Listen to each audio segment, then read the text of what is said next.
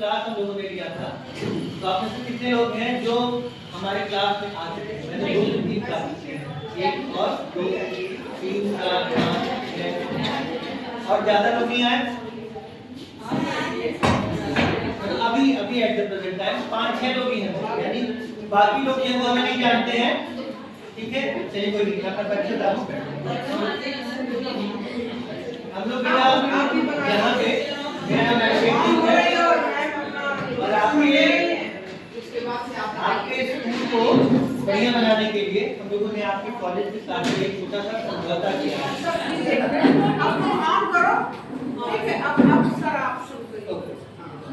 Okay, comfortable है आप लोग? तो नमस्कार साथी, मेरा नाम एडवोकेट दीप और इससे पहले भी मैं आपके कॉलेज में आ चुका हूँ। ठीक है, आज मेरी 4थी 5वीं एक तरीके से कहते हैं इंटरैक्टिव क्लास है आप लोगों के साथ में। ठीक है, हम लोगों ने यहाँ पे आपके कॉलेज के साथ में एक यानी समझौता किया है कि हम लोगों की टीम और आपके कॉलेज की टीम मिल करके कैसे आप लोगों के विकास के लिए काम करेगा। ठीक है, तो इसके लिए हम लोग समय समय पे आप लोग एनजीओ जानते हैं? कितने लोग एनजीओ जानते हैं? प्लीज हाथ उठाइए। बहुत अच्छी चीज है, कुछ बच्चे जानते हैं, बहुत से लोग नहीं जानते। एनजीओ का ऑर्गेनाइजेशन होती है जिसके तहत में काम करके आप लोग अगर किसी ऑर्गेनाइजेशन में काम करते हैं तो वहाँ काम करने का अनुभव मिलता है आप लोगों को। जैसे आप बोलते हैं ना भाई वर्क एक्सपीरियंस है कोई, आप कहीं पे जाते हो तो लोग पूछते हैं कोई काम का अनुभव है। ठीक है, एक तो होता है कि किसी फैक्ट्री में हम काम कर रहे हैं तो हमको अनुभव हो रहा है, उसके अलावा समाज सेवा में हम कोई काम कर रहे हैं तो उसके लिए भी हमको अनुभव प्रमाण पत्र मिलता है। ठीक है, तो हम लोग विभिन्न शहर के जो अच्छे एनजीओ हैं उनको आपके साथ में जोड़ने की कोशिश कर रहे हैं और अभी तक मेरा ख्याल है कि 7-8 MOU यानी 7-8 एनजीओ को आपके लिए हम लोग यहाँ पे ला चुके हैं। उनका काम होगा कि वो लोग आपके जागरूकता के लिए समय समय पे यहाँ पे इवेंट्स करवाएंगे, चाहे वो कानूनन सलाह देना हो या वो हेल्थ कैंप होगा या कोई और एक्टिविटी होगी, ये आपको किया जाएगा। तो इसी एक्टिविटी में आज हम लोग के साथ में टाइम निकाला है एडवोकेट पूजा गुप्ता मैम ने, प्लीज इनके लिए क्लैपिंग कर दीजिए आप लोग। मैम शक्ति सेतु फाउंडेशन चलाती हैं और आज शक्ति सेतु फाउंडेशन के तहत में फ्री लीगल कंसल्टेंसी आप लोग को दी जाए। ठीक है, लीगल कंसल्टेंसी का मतलब होता है कानूनी सलाह।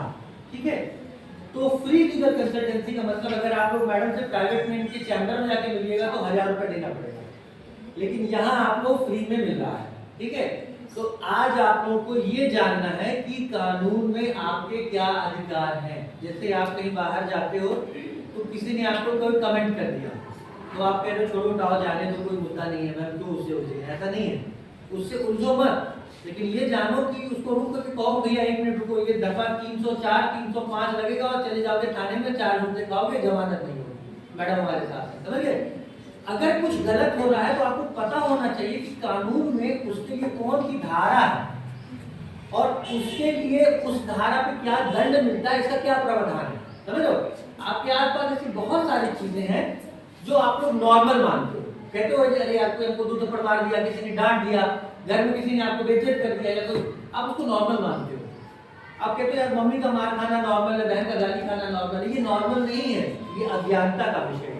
तो आज हम लोग क्या करेंगे, ये जानेंगे कि हमारा क्या अधिकार है और कैसे हम उसको कानून के थ्रू हासिल करें। इसमें मदद करेंगे हमको ज्ञान देने में एडवोकेट पूजा। आप लोग का अगर कोई सवाल होगा तो जब मैडम अपनी बात कह देंगी तब आप लोग हैंड रेज करिएगा, एक एक करके आप लोगों को जवाब मिलेगा। ठीक है, कोई प्रॉब्लम? ठीक है, तो मैं चाहता हूँ कि आगे मैं एडवोकेट पूजा को इनवाइट करूँ। मैं प्लीज आप हमारे बच्चों को इनवाइट करूँ।